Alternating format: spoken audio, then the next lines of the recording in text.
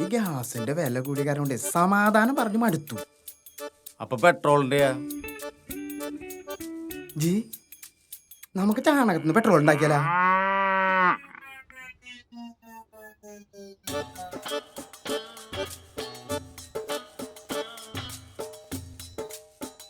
വികസനം പറയാം, കക്കൂസിന്റെ കാര്യമൊക്കെ പറയാം നമുക്ക്. അതെ, കക്കൂസിന്റെ കാര്യേ. ആ അതാണ്. ജി പെങ്ങള് വന്ന സ്ഥിതിക്ക് ആങ്ങളും വരൂലേ? എലക്ഷൻ ഒന്ന് കഴിഞ്ഞോട്ടെ, കാണിച്ചു തരാം.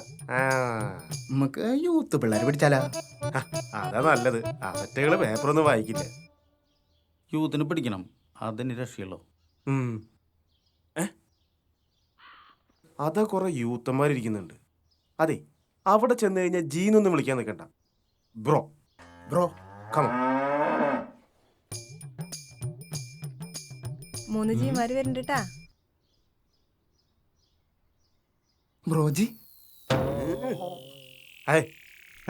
ഇലക്ഷനൊക്കെ വരില്ലേ? തൃശ്ശൂർ ഇപ്രാവശ്യം നമുക്ക് ഇങ്ങോട്ട് എടുക്കണം. നിങ്ങൾക്കൊക്കെ ഓട്ടുണ്ടായിരിക്കില്ലേ? കന്യോട്ടായിരിക്കും.